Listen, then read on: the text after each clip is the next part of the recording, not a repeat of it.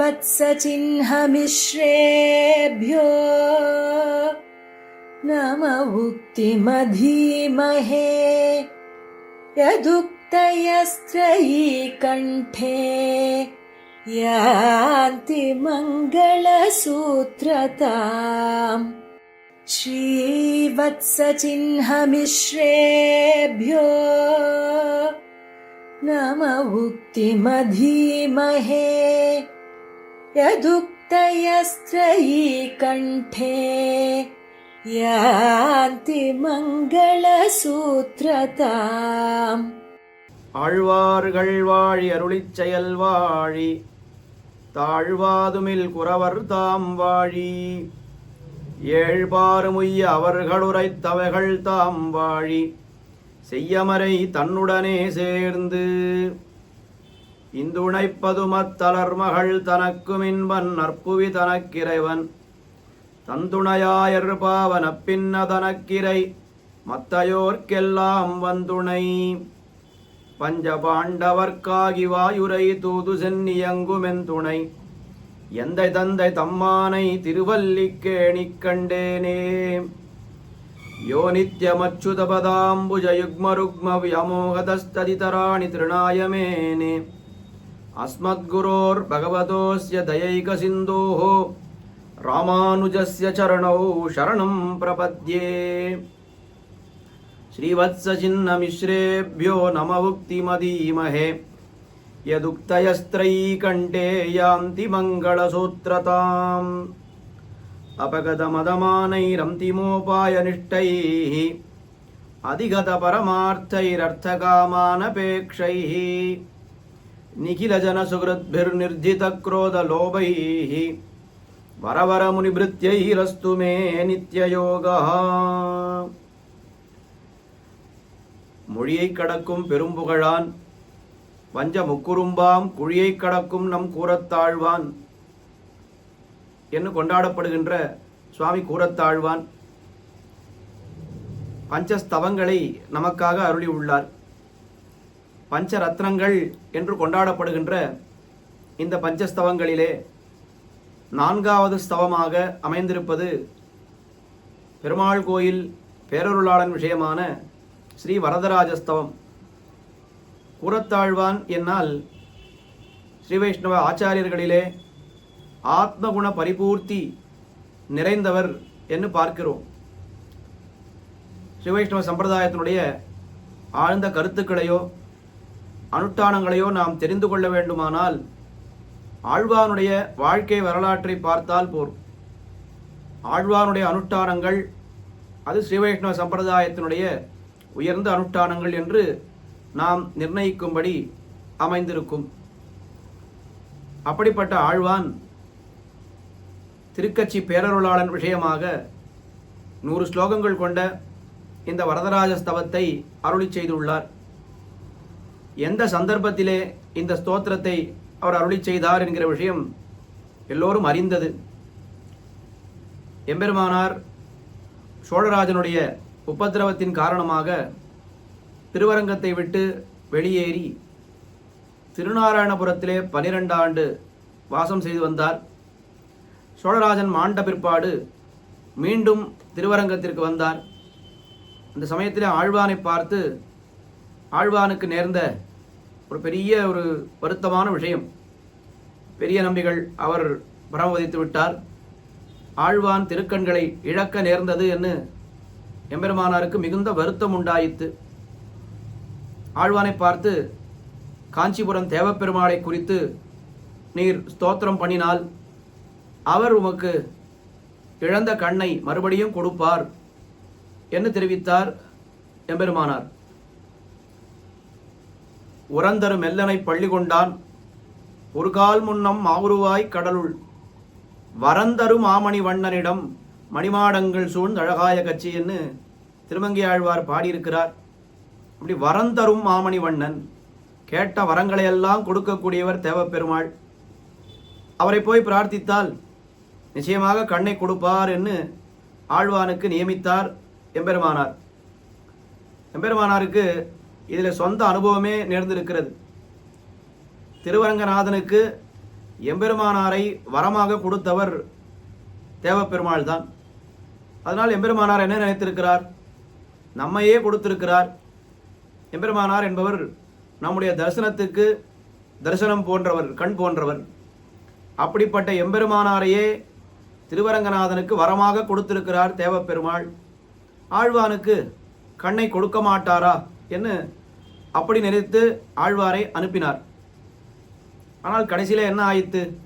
ஆழ்வான் இந்த வரதராஜஸ்தவத்தை தலைக்கட்டி முடித்த பிற்பாடு என்ன வேண்டும் என்று அந்த இடத்துல ஆழ்வான் அந்த இழந்த கண்ணை கேட்பதற்கு ரொம்ப வெட்கப்பட்டு கொண்டு அவர் என்ன கேட்டார்? ஆழ்வான், நான் பெறும் பேறு நாலூரானும் பெற வேண்டும் என்று,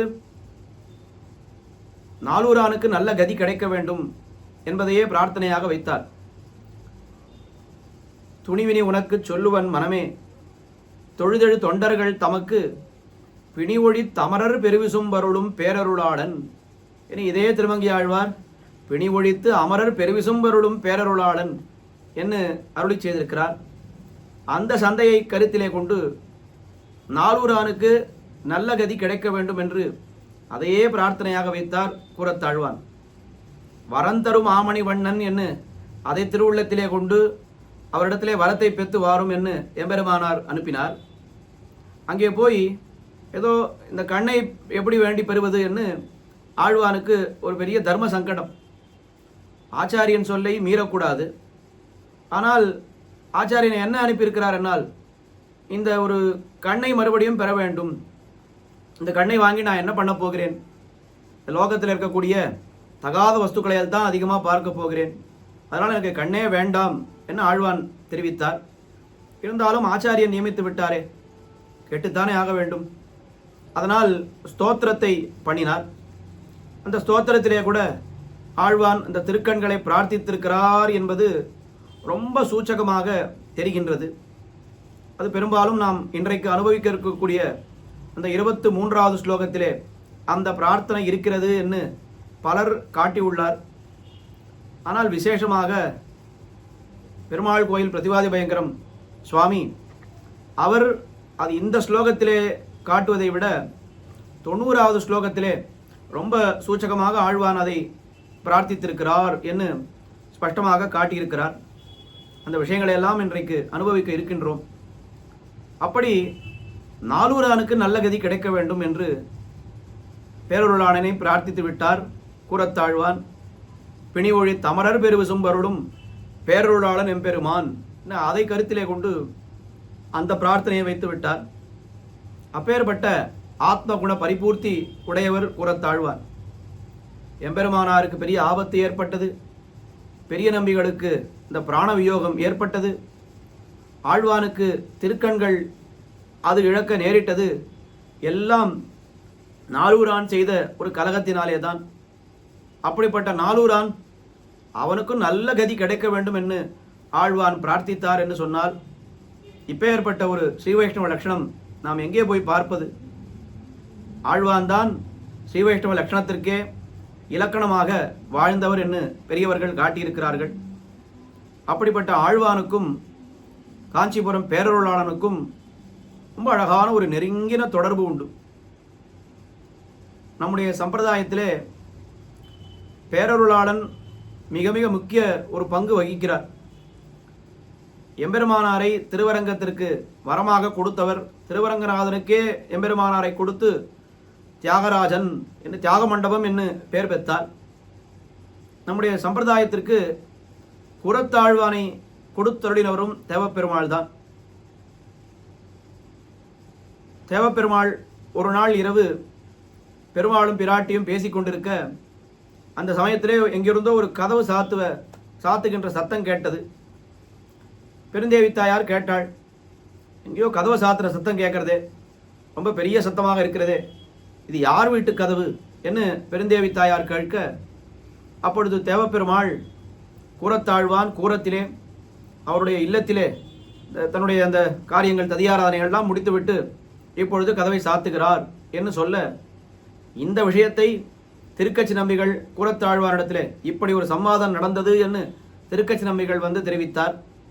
உடனே கூறத்தாழ்வான் மிகவும் வெட்கப்பட்டு இந்த சொத்தெல்லாம் வேண்டாம், பெருமானும் பிராட்டியும் எப்பேற்பட்ட சொத்தையெல்லாம் உடையவர்கள், எம்பெருமான் உபய விபூதி நாதன், அவன் பார்த்து பெருமைப்படுகிறா போலே என்னுடைய சொத்துக்கள் இருக்கின்றன, என்னால் இப்படிப்பட்ட சொத்தே எனக்கு வேண்டாம் என்று அத்தனையும் உதறிவிட்டு எம்பெருமானாரை ஆசிரியத்து விட்டார் என்று பார்க்கிறோம். ஆக இப்படி ஒரு சம்வாதம் நிகழ்ந்திருக்கவில்லை என்னால் கூறத்தாழ்வான் எம்பெருமானாரை ஆசிரியத்திருக்க மாட்டார். நம்முடைய சம்பிரதாயத்திற்கு கூறத்தாழ்வானோ அல்லது அவருடைய ஸ்ரீசூக்திகளோ கிடைக்காமலே போயிருக்கும். ஆகையால் எம்பெருமானாரை எப்படி நம்முடைய சம்பிரதாயத்திற்கு ஆக்கி கொடுத்தாரோ தேவப்பெருமாள், அதே போல கூறத்தாழ்வானையும் நம்முடைய சம்பிரதாயத்திற்கு ஆக்கி கொடுத்தவர் தேவப்பெருமாளே என்று சொன்னால் அது ரொம்ப பொருத்தமான வார்த்தை. இந்த தேவப்பெருமாளுக்கும் கூறத்தாழ்வானுக்கும் பலவிதமான ஒற்றுமைகள் பார்க்கிறோம். இருவருமே காஞ்சிபுரத்திலே அவதரித்தவர்கள், இந்த காஞ்சி பிராந்தியத்திலே அவதரித்தவர்கள். இருவருமே அஸ்த நட்சத்திரத்திலே அவதரித்தவர்கள். கூறத்தாழ்வான் தை அஸ்தத்திலே அவதரித்தார், தேவப்பெருமாள் சித்திரை அஸ்தத்திலே அவதரித்தார். இருவருமே சம்பிரதாயத்தை ரட்சிக்கும் பொருட்டு பல்வேறு நல்வார்த்தைகளை அருளியுள்ளார்கள். தேவப்பெருமாள் 6 வார்த்தை என்று திருக்கச்சி நம்பிகளுக்கு ரொம்ப சாரமான சம்பிரதாயத்திற்கு ஆணிவேரான 6 வார்த்தை தேவப்பெருமாள் அருளி செய்திருக்கிறார். பஞ்ச ரத்னங்கள் என்று கொண்டாடப்படுகின்ற பஞ்சஸ்தவங்களை கூறத்தாழ்வான் அருளி செய்திருக்கிறார். அப்படி அந்த சம்பிரதாயத்திற்கு முக்கியமான திருவாக்குகளை எல்லாம் அருளின பெருமை இருவருக்குமே உண்டு. அதுக்கு மேலே எம்பெருமானாரிடத்திலே இருவருமே மிகவும் அன்பு பூண்டவர்கள். குறிப்பாக சொல்ல வேண்டுமானால் எம்பெருமானாரை ரட்சித்து கொடுத்தவர்கள் இருவருமே. கூறத்தாழ்வான் திருவரங்கத்திலே சோழராஜனாலே எம்பெருமானாருக்கு ஒரு ஆபத்து ஏற்படுகின்ற காலத்திலே அவர் அந்த காஷாயத்தை தரித்து கொண்டு சோழராஜ சபைக்கு போய் எம்பெருமானாரை நமக்கு ரட்சித்து கொடுத்தார். தேவப்பெருமாளும் எம்பெருமானார் விந்திய அட்டவியிலே வழி தெரியாமல் திகைத்து கொண்டிருக்கிற பொழுது ஒரு வேடன் வேடுவச்சியாக, பெருமாளும் பிராட்டியும் வேடன் வேடுவச்சியாக போய் எம்பெருமானாரை ரட்சித்து மறுபடியும் அவரை காஞ்சிபுரத்துக்கு அழைத்து வந்தார்கள் என அந்த சரித்திரத்தையும் பார்க்கிறோம். ஆக எம்பெருமானாரை ரட்சித்து கொடுப்பதிலே இருக்கக்கூடிய ஒரு ஒற்றுமை. அதற்கு மேலே நிறைய இந்த மாதிரி ஒற்றுமைகள் பார்த்து கொண்டே போகலாம். ஒரே ஒரு விஷயம் என்னவென்றால், மணவாள மாமனிகளாலே மங்களாசாசனம் செய்யப்பட்ட பெருமை இருவருக்குமே உண்டு. கூறத்தாழ்வானை மணவாள மாமனிகள் வாச்சா மகோச்சர மகாகுண தேசிகாகிரிய கூராதிநாத என்ன அவருடைய பெருமையை கொண்டாடுகிறார். அதே போல காஞ்சிபுரம் தேவப்பெருமாளை குறித்து தேவராஜ மங்களம் என்கிற மங்கள ஸ்தோத்திரத்தை அருளி செய்திருக்கிறார். இப்படி பலவிதமான ஒற்றுமைகளை பார்த்து கொண்டே போகிறோம். அப்படிப்பட்ட கூறத்தாழ்வான் தேவப்பெருமாள் விஷயமாக அருளி செய்திருக்கக்கூடிய வரதராஜஸ்தவம், இந்த வரதராஜஸ்தவத்தினுடைய பெருமையை சற்று நாம் ஆராய்ந்து பார்க்க வேண்டும். 5 ஸ்தவங்களிலே எது ரொம்ப முக்கியமான ஸ்தவம் என்னால் வரதராஜஸ்தவம் தான் முக்கியமான ஸ்தவம் என்று நன்றாக சொல்லிவிடலாம். அது அர்த்த விசேஷங்கள் அதெல்லாம் ஒரு பக்கம் இருக்கட்டும். வரதராஜஸ்தவம் என்பது துவயத்தினுடைய விவரணம். எப்படி ஆளவந்தாருடைய அந்த ஸ்தோத்திர ரத்னம் என்பது துவயத்தினுடைய விவரணமோ, அதே போல இந்த வரதராஜஸ்தவம் துவயத்தினுடைய விவரணம் என்று அந்த ஸ்லோக அமைப்புகளிலேயே காட்டியிருக்கிறார்கள். அதுக்கு மேலே ரொம்ப அழகான ஒரு அனுஷ்டானம். 4000 திவ்ய பிரபந்த சேவை தொடங்கும் பொழுது வேதாரம்பம், அதுக்கு மேலே இதிகாச புராணங்கள், அதற்கு மேலே ஸ்ரீபாஷ்யம், ஆளவந்தார் ஸ்தோத்திரம், ஸ்ரீபாஷ்யம் என்ன அப்படி தொடங்கி கொண்டு வருகின்ற சமயத்திலே கூறத்தாழ்வானுடைய ஸ்தோத்திரத்தை சொல்லி ஒரு ஸ்லோகம் சொல்லி தொடங்குவது வழக்கம்.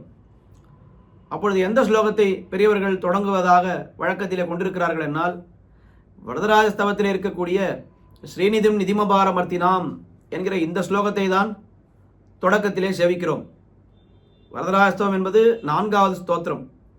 முதல் ஸ்தோத்திரம் ஸ்ரீவைகுண்டஸ்தவம், அதிமானுஷஸ்தவம், சுந்தரபாகுஸ்தவம், பிற்பாடுதான் வரதராஜஸ்தவம்.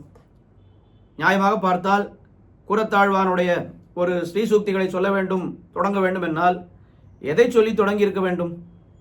ஸ்ரீவைகுண்டஸ்தவத்தில் இருக்கக்கூடிய முதல் ஸ்லோகத்தை சொல்லி தொடங்கியிருக்க வேண்டும்.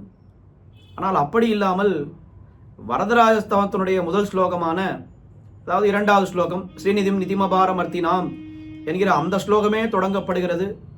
சாற்றுமுறையின் போது கூட அந்த ஸ்லோகத்தையே ராமானுஜாங்கிரி சரணோஸ்மி என்று வரதராஜஸ்தவத்தினுடைய சாற்றுமுறை ஸ்லோகத்தையே சொல்லி முடிக்கிறோம்.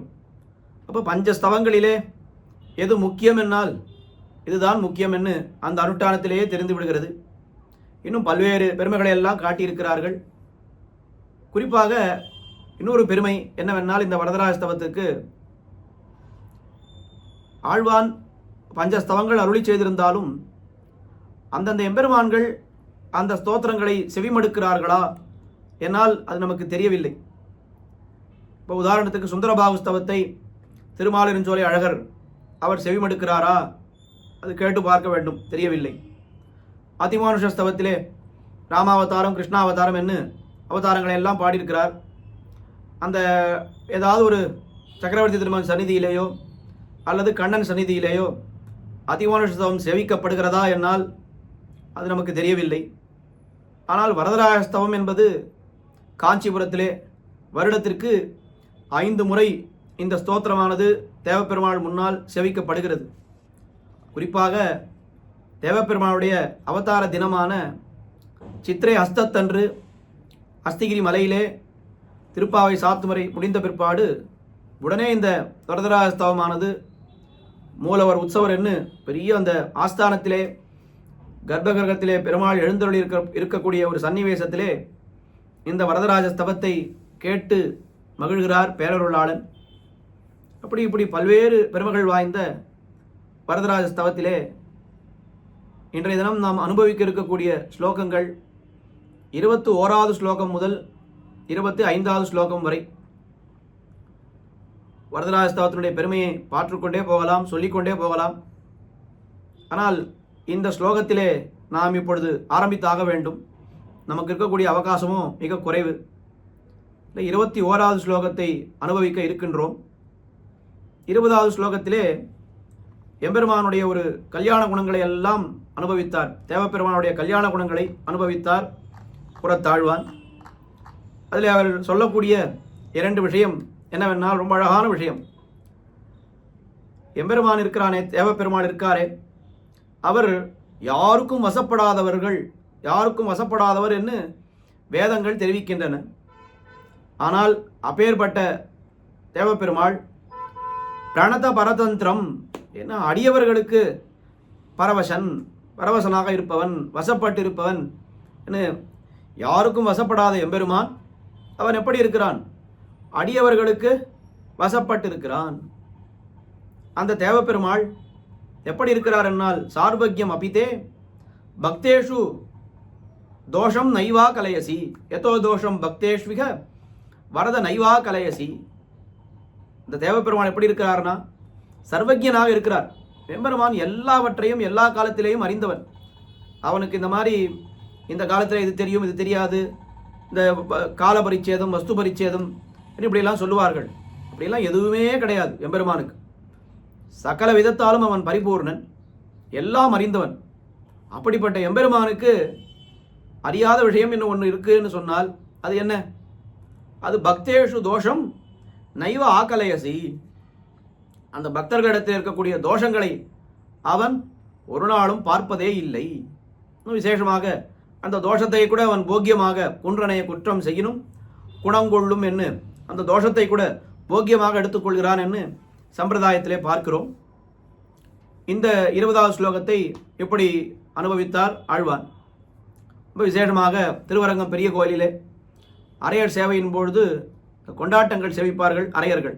படியேத்தம் சில சமயங்களிலே அந்த கொண்டாட்டம் சேவிக்கும் பொழுது அது ரொம்ப அழகாக இருக்கும். அதில் ஒரு கொண்டாட்டம், 7 படிகால் பிழை செய்தாலும் அடியார் அளவில் ஏதும் அறியாத பெருமாள் அப்படின்னு சொல்லுவாள். அடியவர்கள் பிழை பண்ணினாலும் சரி போகட்டும், நம்முடைய குழந்தை தானே, பண்ணிட்டு போகணும். தன்னடியார் திறத்தகத்து தாமரையால் ஆகிலும் சிதகுரைக்கு மேல் என்னடியார் அது செய்யார், செய்தாரேல் நன்மை செய்தார் என்பர் போலும் என்று ஆழ்வாருடைய திருவாக்கு. அதை அடியொத்தி ஆழ்வாருடைய திருவாக்கு, பக்தேஷு தோஷம் நைவ ஆக்கலேசி என்ன ஆழ்வானுடைய திருவாக்கு. அதையொட்டி பெரிய பெருமாள், அதாவது அழகியமணவாளனுக்கு கொண்டாட்டம். ஏழ்படிகால் பிழை செய்தாலும் அடியார் அளவில் ஏதுமறியாத பெருமாள் என்று சம்பிரதாயத்தினுடைய அர்த்தம் ஆழ்வார், ஆழ்வான், அரையர் என்று அப்படி ரொம்ப அழகாக வருகிறது. அப்படி எம்பெருமானுடைய கல்யாண குணத்தை அனுபவித்தார் 20வது ஸ்லோகத்திலே. 21வது ஸ்லோகம் முதல் தேவப்பெருமானுடைய வடிவழகை அனுபவிக்கிறார். அது 21வது ஸ்லோகம் தொடங்கி 62வது ஸ்லோகம் வரை தேவப்பெருமானுடைய வடிவழகை அனுபவித்துக் கொண்டே வருகிறார். எப்படி ஆளவந்தார் ஸ்தோத்திரத்திலே நடுவிலே ஒரு 10-12 ஸ்லோகங்கள் எம்பெருமானுடைய வடிவழகை எல்லாம் ஆளவந்தார் அனுபவிக்கிறாரோ, அதே போல நடுவிலே எம்பெருமானுடைய வடிவழகை அனுபவிக்கிறார்.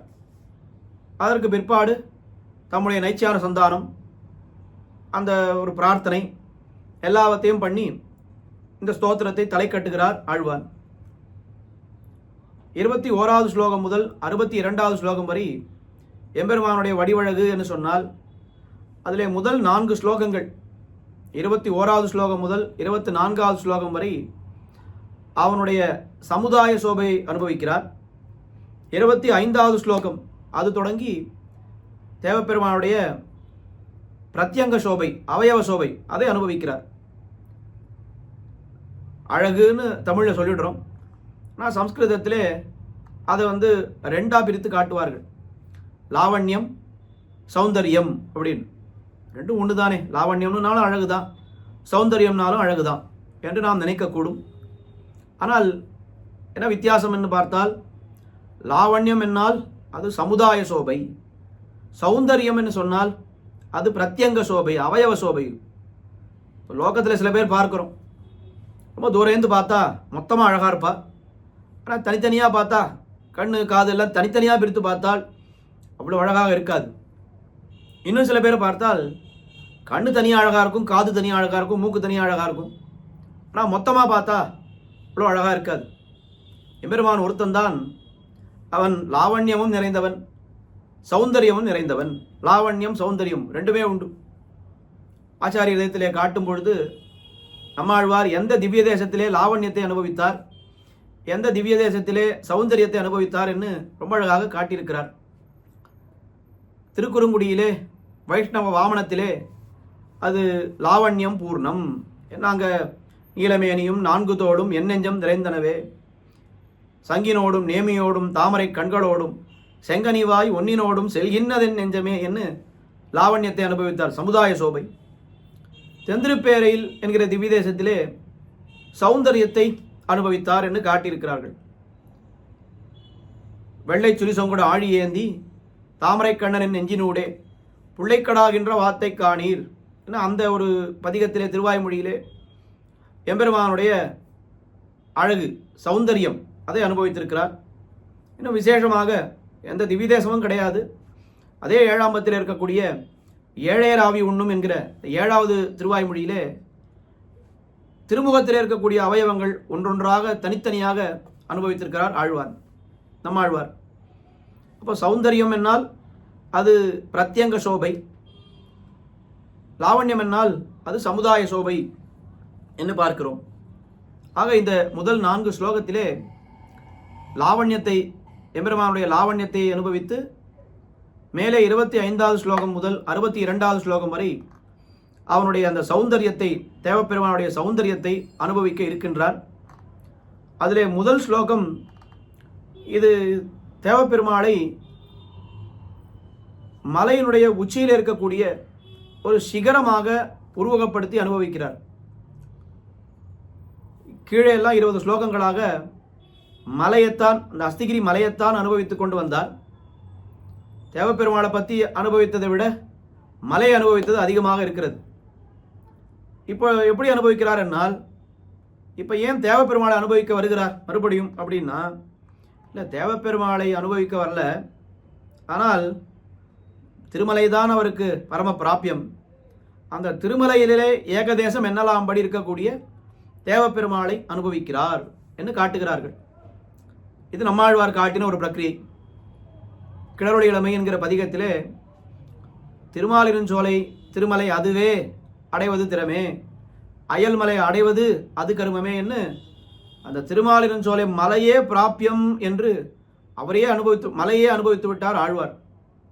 அடுத்த திருவாய்மொழி முடிச்சோதியாய் உனது முகச்சோதி மலர்ந்ததுவோ என்கிற திருவாய்மொழியிலே இப்போ அழகரை அனுபவிக்க ஆரம்பித்து விட்டார். உடனே அங்கேயே நிறைய கேள்விகள் எல்லாம் கேட்டுண்டா. இத்தனை நாள் திருமலை அனுபவித்தாரே, இப்போ சட்டுன்னு அழகருக்கு தாவிட்டாரே நம்மாழ்வார் ஏன் என்று கேட்டுக்கொண்டு நம்மளே ரொம்ப அழகாக அங்கே ஒரு சங்கதி சமாதானம் காட்டுகிறார். தொடர்பு திருமலை அனுபவித்துக் கொண்டு வாரா நிற்கச் செய்தே வடமாமலை உச்சியை எண்ணுமா போலே திருமலையில் ஏகதேசம் என்னலாம் படியாய் கல்பகதரு பகுசாக்கமாக பனைத்து பூத்தார் போல நிற்கிற அழகருடைய சௌந்தரியத்தை அனுபவிக்கிறார் என்று நம்பிள்ளை காட்டுகிறார். திருமலையை அனுபவித்துக் கொண்டு வருகிறார். திருமாலிருஞ்சோலை அனுபவித்துக் கொண்டு வருகின்ற நம்மாழ்வார் அழகர் எங்கே இருக்கிறார்? அந்த மலையினுடைய அடிவாரத்திலே இருக்கிறார். அப்போ மொத்தமாக பார்த்தா மலையிலே ஒரு பகுதி தான் அழகர். திருவேங்கடமுடையான பாடும் பொழுது வடமாமலை உச்சியை என்று பாடுகிறார் திருமங்கி ஆழ்வார். வடமாமலை உச்சி என்று சொன்னால் வடமாமலையிலே இருக்கக்கூடிய எம்பெருமான்னு சொல்லாமல் வடமாமலையை உச்சியை என்னே சொல்லிவிட்டார் திருமங்கி ஆழ்வார். மலையிலே ஒரு பகுதி தான் சுவாமி திருவேங்கடமுடையான். தனியாக அவருக்கு மலை வேறு திருவேங்கடமுடையான் வேறு என்று பார்க்கவே வேண்டாம் என்று காட்டினார் திருமங்கை ஆழ்வார்.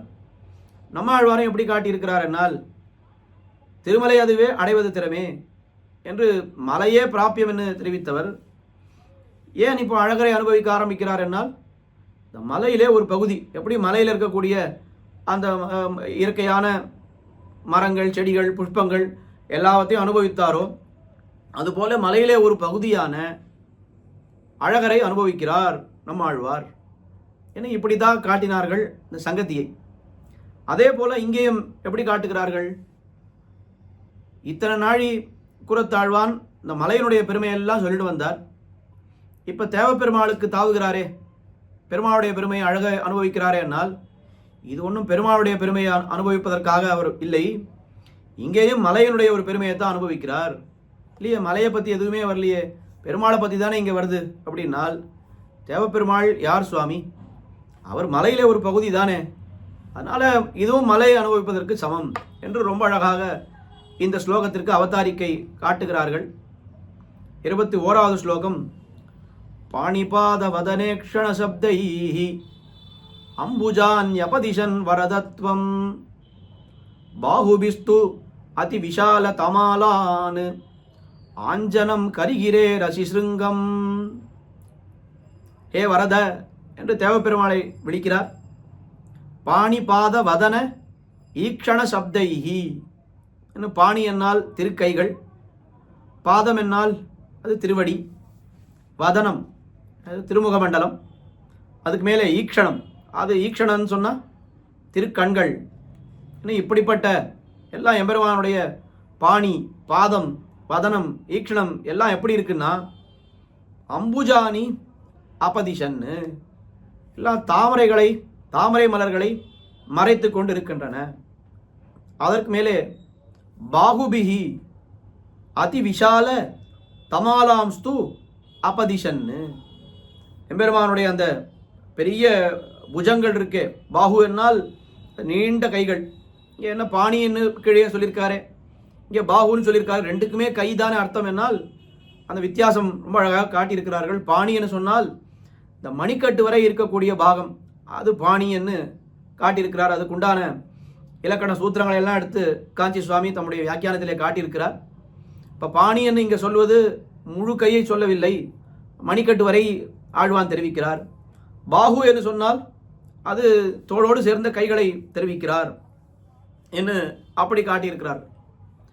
அப்படி இந்த உன்னுடைய திருக்கை திருவடி திருக்கண்கள் திருமுகமண்டலம் எல்லாம் தாமரையை மறைக்கக்கூடிய ஒரு தாமரையை மறைக்கக்கூடியவென்னால் தாமரையை காட்டிலும் மிஞ்சிருக்கக்கூடிய பெருமை பெற்றது. பாகுபி உடைய புஜங்களோ என்றால் அது எப்படி இருக்கிறது? அதி விஷால தமாலாம்ஸ்து அபதிஷன் பெரிய பச்சிலை மரங்களை எல்லாம் மறைக்கக்கூடிய பெருமை பெற்றிருக்கிறது. துவம் நீ இருக்கிறாயே தேவ பெருமாளே, கரிகிரே ஆஞ்சனம் ஸ்ருங்கமசி, அஸ்திகிரிக்கு அஞ்சனமயமான ஒரு சிகரமாக ஆகின்றாய் என்று தெரிவிக்கிறார் ஆழ்வான். இப்போ ஒரு பெரிய மலை இருக்கிறதுன்னு வைத்துக்கொள்வோம். அந்த மலைக்கு மேலே ஒரு உச்சி சிகரம் இருக்கும், சிருங்கம். அந்த சிகரத்தில் என்னவெல்லாம் இருக்கும் என்னால் நிறைய தாமரைகள் எல்லாம் அங்கே பூத்திருக்கும். ஏன்னா சிகரத்து மேலே ஜலம் எப்பவும் அந்த பிரவாகமாக இருக்கும், அருவி மாதிரி கொட்டிகிட்டே இருக்கும். இந்த அருவி பல்லாயிரக்கணக்கான வருடங்கள் அருவி கொட்டி கொட்டி கொட்டி இந்த அருவி கொட்டுகின்ற இடம் அது அப்படியே ஒரு பள்ளம் மாதிரி ஆகியிருக்கும், பெரிய பள்ளமாக இருக்கும். அந்த பள்ளம் ஒரு குளம் போல இருக்கும். ஏன்னா அது ஜலம் வந்து வந்து வந்து அந்த பள்ளத்தில் சேருகின்றபடினாலே அது ஒரு குளம் மாதிரி இருக்கும். குளம்னு சொன்னால் அங்கே உடனே என்ன வந்து விடும்? தாமரை மலர ஆரம்பித்து விடும். ஏன்னா ஏன் இவ்வளோ இதுவாக விவரணமாக சொல்லணும்னா, மலை மேலே தாமரை எங்கே இருக்கும் சுவாமின்னு யாரும் கேட்டு விடக்கூடாது. மலை மேலே தாமரை இருக்குன்னு ஆழ்வான் சொல்கிறாரு. மலை மேலே நாங்கள் எப்படி தாமரையை பார்க்கறதுன்னா, இந்த மாதிரி தாமரை மலை மேலே உருவாகும். அதற்கு மேலே அந்த மலை உச்சியிலே பெரிய பெரிய மரங்கள் எல்லாம், அகலமான மரங்கள், உயர்ந்த மரங்கள் என்று நிறைய பச்சிலை மரங்கள். அங்கே ஜலசமிருத்தி அதிகமாக இருப்பதனாலே மரங்களும் அதிகமாக இருக்கும் அங்கே. இப்போ இங்கே என்ன தெரிவிக்கிறார் என்னால், இந்த திருவத்தி மலை அஸ்திகிரி இருக்கிறதே, இது ஒரு மலை. இந்த மலை மேலே ஒரு உச்சி. அந்த உச்சி யாருன்னா அவர் தான் தேவப்பெருமாள். அந்த உச்சியில் என்னென்ன இருக்கிறது? தாமரைகள் இருக்கின்றன, பெரிய பெரிய மரங்கள் இருக்கின்றன என்ன அங்கே என்ன தெரிவிக்கிறார்? எம்பெருமானுடைய திருக்கண்கள், திருவடிகள், திருக்கைகள், திருமுக மண்டலம் இவையெல்லாம் தாமரைகள். கைவண்ணம் தாமரை, வாய் கமலம் போலும், கண்ணினையும் அரவிந்தம் ஆடியும் அகுதே. ஏன்னா அப்படியே அந்த திருமங்கி ஆழ்வாருடைய பாசுரத்தை மொழிபெயர்த்தார் போல இங்கே அருளி செய்திருக்கிறார் கூறத்தாழ்வான். அப்போ இங்கே என்ன சொன்னார்? பாணிபாத வதன ஈக்ஷண சப்தைஹி அம்புஜானி என்ன, இதெல்லாம் தாமரைகள். பெரிய மரம் இருக்கணுமே மலை உச்சியிலே. நம்ம அஸ்திகிரி மலையிலே எங்கே தாமரை இருக்கிறது, எங்கே மரம் இருக்கிறது என்னால் இருக்கிறதே தேவப்பெருமாள் இருக்கிறாரே, அவருடைய புஜங்கள் தான் பெரிய மரங்கள். அப்போ எப்படி ஒரு சாதாரண பெரிய மலையிலே சிகரம் இருக்கும், அந்த சிகரத்தின் மேலே தாமரைகள் இருக்கும், பெரிய பெரிய மரங்கள் இருக்குமோ, பச்சிலை மரங்கள் இருக்குமோ, அதே போல இந்த அஸ்திகிரி மலையிலே சிகரம் யார் என்னால் தேவப்பெருமாள். ஒரு அஞ்சனமயமான சிகரம், தேவப்பெருமாள் தான் சிகரம். சிகரத்தில் என்னவெல்லாம் இருக்கிறது என்னால் தாமரை இருக்கின்றன, தாமரைகள் இருக்கின்றன. அது எம்பெருமானுடைய திருக்கண்கள், திருவடிகள், திருக்கைகள், திருமுக மண்டலம் எல்லாம் தாமரைகள். எம்பெருமானுடைய திருக்கண்கள் தாமரை, திருவடிகள் தாமரை, திருமுக மண்டலம் தாமரைன்னு நிறைய பாசுரங்கள் ஆழ்வார்கள் அனுபவித்திருக்கிறார்கள். ஒவ்வொன்றுத்துக்கும் நாம் பாசுரங்களை தேடின்னு போனால் ஒன்னொன்றுத்துக்கும் கிட்டத்தட்ட 20-25 பாசுரங்கள் கிடைக்கும். அப்படி தாமரை மயமாக இருக்கக்கூடிய ஒரு சிகரம். பெரிய பச்சிலை மரங்கள் இருக்க வேண்டுமே, அவனுடைய புஜங்கள் பாகு அதுதான் பச்சிலை மரங்கள் என்று ரொம்ப அழகாக உருவகப்படுத்தி தேவப்பெருமாளை அனுபவிக்கிறார். அந்த பாகுன்னு சொன்னால் அந்த பெரிய மரத்தின் அடியில் எவ்வளவு நிழல் கொடுக்கும், பெரிய பச்சிலை மரம். அதுபோல எம்பெருமானாகிற இந்த தேவப்பெருமாளாகிற பெரிய மரம் இருக்கிறாரே, இங்கே தேவப்பெருமாளை மரம்னு சொல்லவில்லை, பொதுவாக சொல்லும் பொழுது வாசுதேவ தருச்சாயா நாதி சீதா நகர்மதா என்று பொதுவாக சொல்லப்படுகின்ற ஒரு பிரமாணம். எம்பெருமானையே ஒரு மரமாக உருவகப்படுத்தி அது ரொம்ப குளிர்ச்சியாகவும் இல்லாமல் ரொம்ப உஷ்ணமாகவும் இல்லாமல் இருக்கக்கூடிய மரம் என்று தெரிவிக்கப்படுகிறது. இங்கே எம்பெருமானே ஒரு மரமாக சொல்லாமல் அவனுடைய புஜங்களை ஒரு 2 மரங்களாக தெரிவித்திருக்கிறார்கள். அந்த ஒரு ரெண்டு புஜங்கள், அந்த 2 மரங்களுக்கு அடியிலே நாம் இருந்தோம் என்று சொன்னால் நமக்கு பயமே கிடையாது. இது எங்கே பார்க்கலாம்? ராமாயணத்திலே பெருமாள் பிராட்டியும் காட்டுக்கு எழுந்துள்ளார்கள். அந்த சமயத்திலே துஷ்ட மிருகங்கள் எல்லாம் வருகின்றன. கஜம் வா வீக்ஷ சிம்மம் வா வியாகிரம் வா என்ன, சிங்கம் என்ன, புலி என்ன, யானை என்ன, எல்லாம் எதிர வருகிறது. சீதா பிராட்டி இருக்கிறாளே, ஏதாவது சின்ன வயசில் ஏதாவது மிருக காட்சி சாலைக்கு போய் முன்ன பின்ன சிங்கம் புலியெல்லாம் பார்த்துருக்காளானால், இங்கே முன்ன பின்ன கூட சிங்கம் புலியை பார்த்ததே கிடையாது. யானையை வேண்டுமானால் பார்த்துருக்கக்கூடும், ஏன்னா அரண்மனையில் யானைகள் உண்டு. ஆனால் அது கூட காட்டு யானைகள் பார்த்துருக்க முடியாது. பழக்கப்பட்ட யானைகள்ன்றது அது கொஞ்சம் ரொம்ப சாதுவாக இருக்கும். காட்டு யானைகள்ன்றது அது ரொம்ப சாதுவாக இருக்காது, அது கொஞ்சம் இதுவாக தான் இருக்கும். அப்படிப்பட்ட யானையை பார்க்கிறாள், சிங்கத்தை பார்க்கிறாள், புலியை பார்க்கிறாள். ஆனால் சீதா பிராட்டி பயப்படவே இல்லையே. ஏன் பயப்படவில்லை என்னால், பாஹு ராமசிய சம்ஸ்ரிதா, இந்த ராமனுடைய திருத்தோள்கள், அந்த புஜங்களை, பாகுக்களை அவள் அண்டை கொண்ட ஒரு பலத்தினாலே எதை பார்த்தாலும் அவளுக்கு பயமில்லை. அப்போ நம்மை போன்ற அடியவர்கள் தேவப்பெருமானுடைய அந்த பாகுபிகி, அவருடைய அந்த புஜங்கள், அதிலே நாம் அண்டை கொண்டோமானால், அதிலே நாம் அந்த ஒரு நிழலிலே நாம் இருந்தோமானால், சம்சாரமாகிற இந்த ஒரு காட்டிலே எப்பேற்பட்ட துஷ்ட மிருகங்களை பார்த்தும் நாம் பயப்பட வேண்டியதில்லை. ஏன்னா அந்த ரொம்ப அழகான ஒரு சாரமான ஒரு கருத்தையும் தெரிவிக்கிறார். பாகுபிகி என்று அது பண்மையிலே சொன்னதுனாலே அது சதுர்புஜம் தான் என்பதிலே எனக்கு சந்தேகமே இல்லை. அப்படி இந்த இரண்டாவது ஸ்லோகத்திலே எம்பெருமானை மலையிலே ஒரு பகுதியாக அனுபவிக்கிறார் கூறத்தாழ்வான் இந்த 21வது ஸ்லோகத்திலே. அடுத்தது 22வது ஸ்லோகத்திலே எம்பெருமானுடைய அந்த அவயவங்கள், ஒவ்வொரு திவ்ய அவயவத்திலும் ஈடுபட்டு அப்படியே அவனை விழாக்குலை கொள்ள வேண்டும், அவனை நன்றாக அனுபவிக்க வேண்டும் என்று பாரணீயதி என்று அது பூர்ண அனுபவம் பண்ண விரும்புகிறது என்று இந்த ஸ்லோகத்திலே ஆசைப்படுகிறார். துவாமுதாரபுஜ முன்னசமாயத் கர்ணபாச பரிகர்ம சதம்சம் ஆயதாக்ஷம் அபிஜாத கபோலம் பாரணீயதி வரப்பிரதிருங்மே.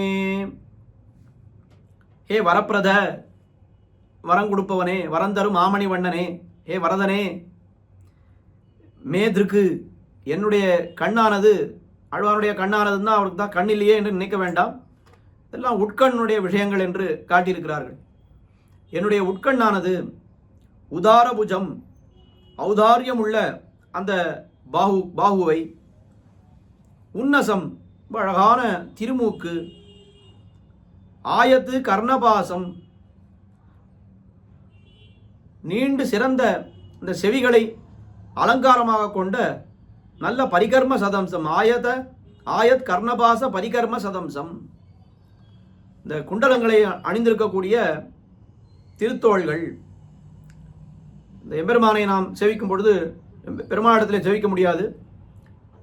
ஸ்ரீபெரும்புதூருக்கு போனோமானால் எம்பெருமானாரை திருமஞ்சன காலத்திலே சேவிக்கும் பொழுது இந்த சேவையை சேவிக்கலாம்.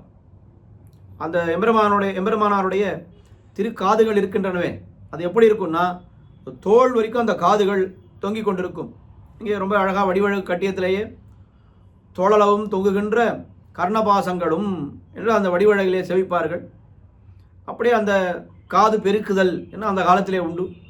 ஆனால் பெரிய கடுக்கன் தோடெல்லாம் போட்டு காது நன்னா நீட்டி விட்டுடுவா, அதுவே நீண்டு போயிடும். அந்த பாரம் அந்த ஏற்ற ஏற்ற ஏற்ற அந்த காதானது நன்றாக நீண்டு விடும். அதை இங்கே தெரிவிக்கிறார் ஆழ்வான். இந்த குண்டலங்கள் சாத்தி கொண்டிருக்கிறாரே பெருமாள், இது காதுக்கு ஆவரணமா இல்லை தோளுக்கு ஆவரணமா என்று தெரியாத அளவுக்கு தோள் வரை வந்து அந்த கர்ணபாசமானது தொங்குகின்றது.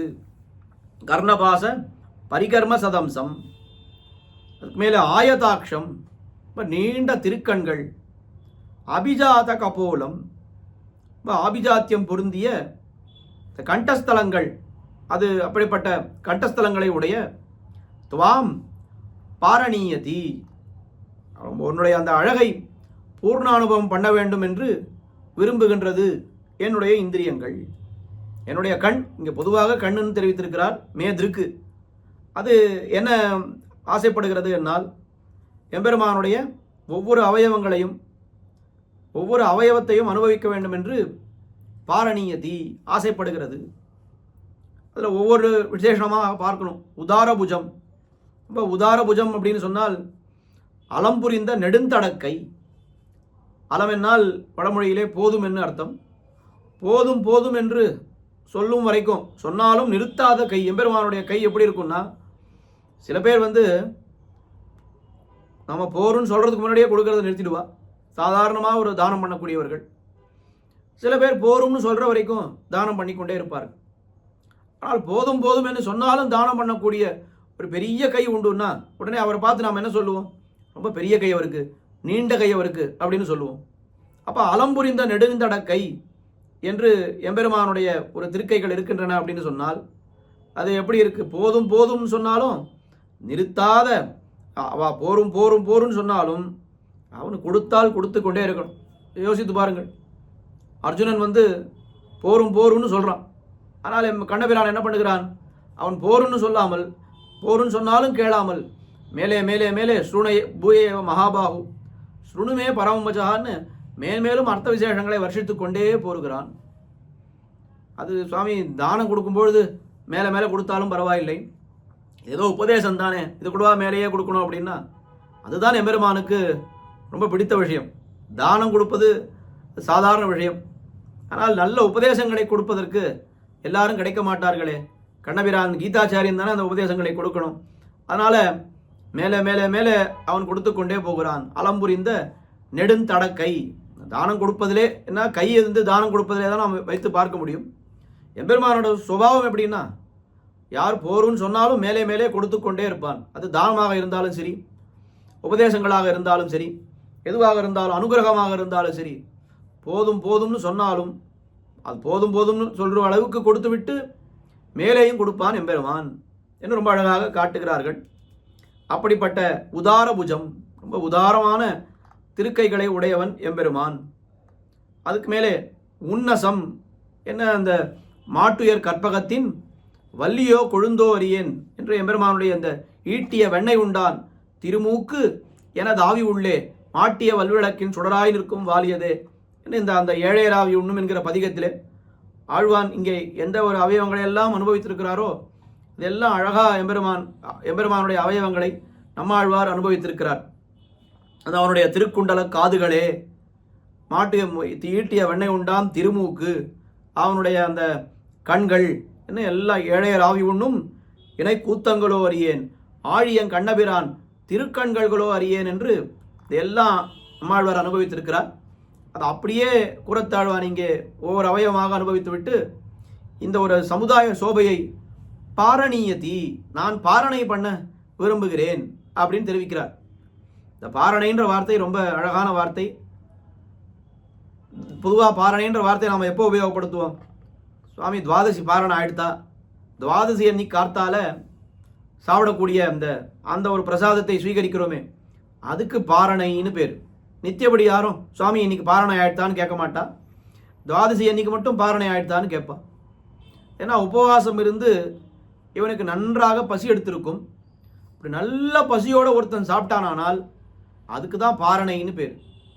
ஏகாதசி அன்னைக்கு 3 வேளை சாப்பிட்டு அதுக்கப்புறம் கார்த்தால பண்ணால் அது பாரணைன்னு சொல்கிறதா என்ன சொல்கிறதுன்னு தெரியல. ஏகாதசி அன்னைக்கு பூர்த்தியாக உபவாசம், துவாதசிக்கு ஹரிவாசரம்னு பேர். அந்த துவாதசி ஹரிவாசரத்திலே அது ஏதோ ஒரு 4 நாழியோ ஏதோ சொல்லியிருக்கா, அதுக்குள்ளே 4 நாழியோ 5 நாளைக்குள்ளே அன்றைக்கி நம்ம அந்த பாரணையை பண்ணிடும். பெருமாளுக்கு அதிகாலையில் எழுந்து திருவாராதனம் பண்ணி தடிகைகள்லாம் கண்டருளை பண்ணி ஒரு 8-8:30க்குள்ளே பாரணையை பண்ணிடணும். சில சமயங்கள் அல்ப துவாதசின்னு வரும், அப்போ இன்னும் சீக்கிரமே பாரணை பண்ணிடணும். அந்த அதிகாலை வேளையிலே பெருமாளுக்கு திருவாராதனம் பண்ணி தடிகைகளை சமர்ப்பித்து அதை அனுயாகம்னு அந்த பிரசாதத்தை ஸ்வீகரிப்பது என்பது ரொம்ப விசேஷம். அது ரொம்ப பாரணைன்றது ரொம்ப விசேஷம். ஐயனுடைய தகப்பனார் அடிக்கடி சொல்லுவார், பொதுவாக எங்கேயாவது போனால் துவாதசி பாரணை ஆயிடுத்தான்னா நான் என்ன ஏகாதசி உபவாசமாக இருந்தேன், நிதானமாக சாப்பிட்டுக்கலாம் அப்படின்னு சொல்லுவா எல்லாரும். ஆனால் கண்டிப்பாக அடியனுடைய தகப்பனார் சொல்லக்கூடிய விஷயம், நீ ஏகாதசி உபவாசம் இருக்கியோ இல்லையோ, துவாதசி அன்னைக்கு சீக்கிரம் சாப்பிட்டே ஆகணும். நீ உனக்கு பசிக்கலன்னாலும் சாப்பிட்டாகணும். ஏன்னா அந்த ஹரிவாசரத்தில் அந்த காலத்தில் பெருமாளுக்கு திருவாராதனம் பண்ணி சாப்பிடுவது, அந்த பிரசாதத்தை ஸ்வீகரிப்பது என்பது அதுதான் விரதம். ஏகாதசி உபவாசம் என்பது பூர்வாங்கம். துவாதசி அன்னைக்கு பாரணை பண்ணுறோமே, அதுதான் ரொம்ப உண்மையான விரதம். அது அந்த பாரணையில் நிறைய நிர்பந்தங்கள். உபவாசம்னு சொன்னால் சுலபம், உபவாசம்னா ஒரே ஒன்று தான், எதுவும் சாப்பிடக்கூடாது. ஆனால் சாப்பிடணும்னு வரும்பொழுது அன்றைக்கி என்னெல்லாம் கூடாது, என்னெல்லாம் கூடும், என்ன எவ்வளவு பண்ணியிருக்கா, புளி கூடாது, வாழைக்காய், வாழலை, வாழைப்பழம்னு இந்த கதலி பஞ்சகம் அது கூடாது. அதுக்கப்புறம் அன்றைக்கி அது சுண்டக்காய் சேர்த்துக்கொள்ள வேண்டும். ஏன்னா இப்படிலாம் நிறைய நிர்பந்தங்கள்லாம், அகத்திக்கீரை சேர்த்துக்கொள்ள வேண்டும், ஏன்னா நிறைய நிர்பந்தங்கள்லாம் இருக்குது. அப்படி அந்த பாரணைன்றது ரொம்ப விசேஷம்.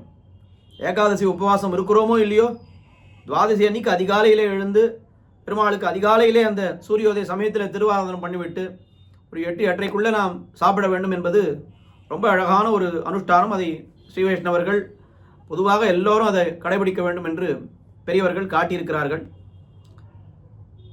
இப்படிப்பட்ட ஒரு அனுஷ்டானம் நம்முடைய திருவல்லிக்கேணி ஸ்ரீ பார்த்தசாரதி பெருமாள் சந்நிதியிலே மட்டும் ரொம்ப அழகாக இருக்கிறது. மற்ற எந்த கோயிலில் இருக்குதுன்னு அடியன் தெரியாது, அவ்வளோவா பார்த்ததில்லை. ஆனால் திருவல்லிக்கேணி பார்த்தசாரதி பெருமாள் சந்நிதியிலே மட்டும் நித்தியம் 6 மணிக்கு விஸ்வரூபம், கார்த்தால 6 மணிக்கு விஸ்வரூபம், ஒரு 7:30க்கு திருவாராதனை ஆகி 8:30 8:45 இந்த காலசந்தி தீர்த்தம்னு சொல்லுவாள். நித்தியப்படி தீர்த்தம் ஆகும், திருவாராதனை தீர்த்தம். ஆனால் துவாதசி அன்னைக்கு மட்டும் 5:30 மணிக்கு விஸ்வரூபம். சாதாரண நாளாக இருந்தால் உற்சவ காலங்களிலே முன்ன பின்ன விஸ்வரூபம் நடக்கும், அதை பற்றி நாம் பேசலை. நித்தியபடியாக இருந்தாலும் துவாதசி அன்னைய தினம் 5:30 மணிக்கு விஸ்வரூபம், 7 மணிக்கெல்லாம் திருவாராதனை ஆரம்பிச்சிடுவா, 7:45 8 மணிக்கு துவாதசி தீர்த்தம் ஆகிடும். சாதாரணமாக 8:30 8:45 தீர்த்தம்னா துவாதசி அன்னைக்கு 8 மணிக்கு தீர்த்தம். நித்தியம் பிரசாதம் வெறும் பொங்கல் தான் பிரசாதம். ஆனால் துவாதசி அன்னைக்கு தினம் பொங்கல் கதம்பம், என்ன அந்த கதம்பத்தை எல்லாரும் சாப்பிட்டு அந்த பெரிய ஒரு எல்லாரும் உபவாசம் இருந்து பெருமாள் பிரசாதத்தை முதல்ல பெருமாள் தீர்த்தத்தை ஸ்வீகரித்து கொள்கிறார்கள். அதுக்கப்புறம் அவருக்கு வெறும் பொங்கல் மட்டும் கொடுத்தா எப்படி? ஆனால் கதம்பம் கொடுப்போன்னு பெருமாள் நமக்கு எல்லாருக்கும் நல்ல கதம்ப பிரசாதம் அன்றைக்கி கார்த்தால ஒரு 8 8:10 தீர்த்தம் ஆகிடும். அப்படி இந்த அனுஷ்டானங்கள்லாம் நாம் எங்கே தெரிந்து கொள்கிறோம் என்னால் திவ்ய தேசங்களிலே திருக்கோயில்களிலே தான் நாம் தெரிந்து கொள்கிறோம். இல்லைன்னு சொன்னால் இத்தனை பேரை கூப்பிட்டு துவாதசி அன்னைக்கு பாராயணம் பண்ணணும், சீக்கிரம் சாப்பிடணும், ஏகாசி உபவாசம் இருக்குன்னு யார் போய் உபதேசம் பண்ணிட்டு இருக்கிறது? கோயிலில் ஒரு அனுஷ்டானமாக இருந்துடுதுன்னு சொன்னால் அது ஏன் இப்படி பண்ணுறான்னு அவளே வந்து கேட்பா. ஏன் சுவாமி இன்றைக்கி மட்டும் 5:30க்கு விஸ்வரூபம், நேற்றுக்கெல்லாம் 6 மணிக்கு தானே பண்ணா அப்படின்னா உடனே நான் என்ன சொல்லுவோம்? இல்லைப்பா 5:30க்கு இன்றைக்கி துவாதசி, சீக்கிரம் சாப்பிட்டாகணும், அதனால் பெருமாளுக்கு திருவாராதனை சீக்கிரம் என்ன நம்முடைய அந்த தர்மசாஸ்திரத்தை அனுஷ்டானங்களை நாம் தெரிந்து கொள்வதற்காகத்தான் திருக்கோயில்களே இருக்கின்றன என்பது ரொம்ப அழகான ஒரு விஷயம். அந்த ஒரு அனுஷ்டானத்தை நாம் பிரத்யட்சமாக துவாதசி அனுஷ்டானத்தை நம்முடைய திருவல்லிக்கேணி சந்நிதியிலே நாம் பார்க்கலாம். நாளைக்கும் இப்படி நடந்து கொண்டு வருகிறது. மற்ற திவிதேசங்களுள்ள கூட இருக்கலாம், அடியனுக்கு தெரிந்து இல்லைன்னு சொன்னேனே தவிர எங்கேயுமே கிடையாதுன்னு அடியன் சொல்ல வரல. அப்படி அந்த பாரணைன்றது ரொம்ப விசேஷம். பாரணீயத்தி வரப்பிரதய வெறுமை எம்பெருமானையுடைய அழகை அனுபவிக்க ஆசைப்படுகிறது என்னால் அது சாதாரணம். ஆனால் இத்தனை நாள் பட்டி இருந்தவன் அவன் சாப்பிடுகிறான்னு சொன்னால் அது எவ்வளோ ஆனந்தமாக ருசித்து சாப்பிடுவான். அது எவ்வளோ ஒரு விழாக்குலை கொள்கிறா போலே, அது மொத்தத்தையும் அவனை ஒழுங்கிட மாட்டானா. அதுபோல் அவர் ஒரு வாரம் பட்டினி இருக்கிறவனுக்கு ஒரு நாள் கூப்பிட்டு சாப்பாடு போட்டால் எவ்வளவு சந்தோஷமாக சாப்பிடுவான். அதுபோல உன்னுடைய அழகை நான் அனுபவிக்க வேண்டும் என்று ஆழ்வான் இந்த 22வது ஸ்லோகத்திலே ஆசைப்படுகிறான். அடுத்தது 23வது ஸ்லோகம், ரொம்ப முக்கியமான ஸ்லோகம் இது. இந்த ஸ்லோகத்திலே இந்த கண்ணை அப்படியே உன்னை எப்பொழுதும் பார்ப்பதற்கு எனக்கு கண்ணை கொடு என்று ஆழ்வான் கேட்கிறார். அது அந்த ஸ்லோகம் பொதுவாக வரதராஜஸ்தவம் அனுசந்தானம் பண்ணும் பொழுது சில ஸ்லோகங்கள்லாம் 2 வாட்டி அனுசந்தானம் பண்ணுறதுன்னு வழக்கம் உண்டோ இல்லையோ. நம்ம திவ்ய பிரபந்தங்கள்லேயே பார்த்தா கூட ரொம்ப அர்த்த விசேஷங்கள் பெருசாக இருக்கக்கூடிய விஷய ஒரு பாசுரமாக இருந்தால் அதை 2 முறை அனுஷ்டானம் பண்ணுவது, அனுசந்திப்பது என்ன ஒரு அனுஷ்டானம் இருக்கோ இல்லையோ. அதே போல் இந்த வரதராஜஸ்தவத்திலே இந்த நீலமேக நிபம் என்ன 23வது ஸ்லோகத்தை 2 முறை அனுசந்திக்கக்கூடிய பழக்கம் அது எல்லா இடத்துலையும் இருக்கிறது என்று பார்க்கிறோம். இங்கே ஆழ்வான் என்ன பிரார்த்திக்கிறார் என்னால், மேதிற்கு பாரணீயதி, உன்னை அனுபவிக்க என்னுடைய என்னுடைய கண் அது ஆசைப்படுகின்றது, பாரணை பண்ண விரும்புகிறது என்று அதை பிரார்த்தித்தார் இல்லையா. அது அப்படியே ரொம்ப அழகாக அந்த பிரார்த்தனை நன்றாக விவரிக்கிறார் இந்த ஒரு ஸ்லோகத்திலே. அது எப்படி கார்கால தெழுகின்ற கார்முகில் போல் எம்பெருமான் இருக்கிறானே, அந்த கார்முகில் வண்ணனாக இருக்கிறான். மைவண்ணன் அருங்குஞ்சி குழல் பின் தாழ மகரம் சேர் குழ இருபாடு இலங்கியாட, அந்த எம்பெருமானுடைய அழகையெல்லாம் நினைத்தார். அப்படிப்பட்ட எம்பெருமானுடைய ஒரு தேஜஸ், விட்டிலங்கு செஞ்சோதி, தாமரை பாதம், கைகள், கண்கள் என்று விளங்கி கொண்டிருக்கக்கூடிய பேரருளாளன் அவன் எப்படி இருக்க வேண்டும் என்னால், அவன் என்னுடைய கண்ணுள்ளே நின்று அகலாமல் இருக்க வேண்டும். எப்பொழுதும் என்னுடைய கண்ணுக்குள்ளே அவன் இருக்க வேண்டும். கண்ணுள் நின் அகலான் காவி போல் வண்ணர் என் கண்ணுள்ளே தோன்றினாரே என்றெல்லாம் ஆழ்வார்கள் பாடுகிறார்களே, அதுபோல என் கண்ணை விட்டு அகலாமல் அந்த தேவப்பெருமாள் இருக்க வேண்டும் என்று இந்த ஸ்லோகத்திலே பிரார்த்திக்கிறார். நீலமேக நிபம் அஞ்சன புஞ்ச ஷியாமகுந்தளம் அனந்தசயம் துவாம் அப்ஜபாணிபதம் அம்புஜ நேத்திரம் நேத்ரசாத்குரு கரீச சதாமே. நீலமேக நிபமஞ்சன புஞ்ச ஷியாமகுந்தளமனம் தசயம் துவாம் அப்ஜபாணிபதம் அம்புஜ நேத்திரம் நேத்ரசாத்குரு கரீஷ சதாமே. ஏ கரீஷ, அஸ்திகிரிநாதனே என்று அழைத்து நீலமேக நிபம், எம்பெருமானுடைய அழகையெல்லாம் ஒன்றொன்னா வர்ணிக்கிறார். அது நீலமேகம், ரொம்ப கருமுகில் போன்றவனாய், கருமுகில் போல்வதோர் மேனி கையென ஆழியும் சங்கும் என்று எம்பெருமான் கருத்த மேகத்தைப் போலே இருக்கிறான். அப்படி அவனுடைய அந்த உருவத்தை எம்பெருமான் ஆழ்வான் அனுபவிக்கிறார். அஞ்சன புஞ்ச ஷியாமகுந்தலம், அவனுடைய அந்த திருக்குழல் அது எப்படி இருக்கிறது என்னால் மைவண்ண நறுங்குஞ்சி குழல் பின் தாழ என்கிறா போலே நான் கண்ணங்கரேல்னு மை போல இருக்கக்கூடிய அவனுடைய திருக்குழல்கள். நம்மாழ்வார் எம்பெருமானுடைய திருக்குழலை வர்ணிக்கும் பொழுது கொள்கின்ற கோளிருளை சுகிர்ந்திட்ட கொழுஞ்சுருளின் உள்கொண்ட நீல நன்னூல் தழைகொள் அன்னுமாயன் குழல். ரொம்ப அழகாக ஆழ்வார் தெரிவித்தார். இந்த பஞ்சிலிருந்து நூல் எடுக்கிறோம் இல்லையா, இந்த பஞ்சு எப்படி இருக்கிறது? ரொம்ப வெள்ளை வெள்ளையேன்னு இருக்கிறது பஞ்சு. இந்த பஞ்சை உள்ள அந்த பஞ்சிலிருந்து நூலை எடுக்கும் பொழுது பஞ்சு வெள்ளையாக இருந்தால் நூல் வெள்ளையாக தான் இருக்க போகிறது. அப்போ வெள்ளை பஞ்சிலிருந்து வெள்ளை நூல் அது வெளிவருகிறது. எம்பெருமானுடைய திருக்குழல் அது எப்படி இருக்கிறதுன்னு கேட்டால் அதுவும் ஒரு பஞ்சிலேருந்து எடுத்த நூல் போல இருக்கிறது. ஆனால் பஞ்சு எப்படி இருக்குன்னா கருப்பு பஞ்சாக இருக்கிறதாம். கருப்பு பஞ்சுன்றது உலகத்தில் எங்கேயுமே பார்த்தது இல்லையா? நான் மனசில் நினச்சிக்கோ, கருப்பாக ஒரு பஞ்சு இருக்குது. அந்த கருப்பாக ஒரு பஞ்சில் உள்கொண்ட நீல நன்னூல், மேலேருந்து நூல் எடுத்தாக்கா அந்த கருப்பு பஞ்சில் கை பட்டு பட்டு கொஞ்சம் அந்த கருமை குறைந்து விடும். ஆனால் உள்ளே இருக்கக்கூடிய கருமை அது எவ்வளவு கருப்பாக இருக்கும். அதிலிருந்து ஒரு நூல் எடுத்தால் உள்கொண்ட நீல நன்னூல் தழைகொள் அன்னுமாயன் குழல், அதை விட கருப்பாக இருக்கும். கொள்கின்ற கோளிருளை, அந்த நல்லா இருட்டு இருக்கு இல்லையா, இருட்டையே ஒரு பஞ்சா வைக்க வேண்டியது. கொள்கின்ற கோளிருளை சுகிர்ந்திட்ட கொழுஞ்சுருளின் உள்கொண்ட நீல நன்னூல் தழைகொள் அன்னுமாயன் குழல் என அப்படி அனுபவித்தார் நம்மாழ்வார். அதையே இங்கே நீலமேக நிபம் அஞ்சன புஞ்ச ஷியாமகுந்தலம், அதுக்கு மேலே அனந்தசயம் துவாம். அனந்தசயம்னு சொன்னால் திருவனந்தாழ்வான் மீது பள்ளி கொண்டிருப்பவன். உடனே நமக்கு சந்தேகம் வரும், இன்னும் தேவாமி தேவப்பெருமாள் நின்ன திருக்கோலத்தில் தானே சேவை சாதிக்கிறார், வேறு என்னமோ திருவனந்தாழ்வான் மீது பள்ளி கொண்டிருக்கிறார்னு சொல்கிறாரே அப்படின்னு சொன்னால், அதான் ஆழ்வாருடைய ஸ்ரீசூக்தி அடியொத்தி ஆழ்வானும் அப்படியே தெரிவிக்கிறார். அத்தியூரான் புள்ளையூர்வான் அணிமணியின் துத்தி சேர் நாகத்தின் மேல் துயில்வான். ஏன்னா அங்கே அது எம்பெருமானை அனந்த சயனனாகத்தானே ஆழ்வார் அனுபவித்தார். அதே மாதிரி இங்கேயும் ஆழ்வான் எம்பெருமானை அனந்த சயனனாக அனுபவிக்கிறார். அதுக்காக எம்பெருமான் படுத்து கொண்டிருக்கிறார், சயன திருக்கோலத்தில் இருக்கிறார் என்று அப்படி இல்லை. அங்கே சயன திருக்கோலத்தில் இருக்கக்கூடிய எம்பெருமான் தான் இங்கே நிற்கிறான். ஏன்னா அந்த தர்மி ஐக்கியம்னு சொல்லுவார். இப்படி அந்த தர்மி ஐக்கியத்தாலே இப்படி அனுபவிக்கிறார் ஆழ்வான். அனந்த சயம்.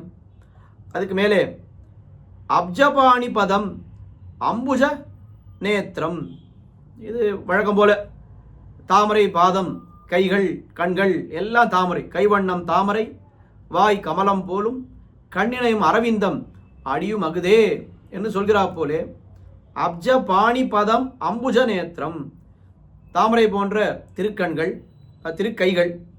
அதுக்கு மேலே அப்ஜ பதம், தாமரை போன்ற திருப்பாதங்கள்.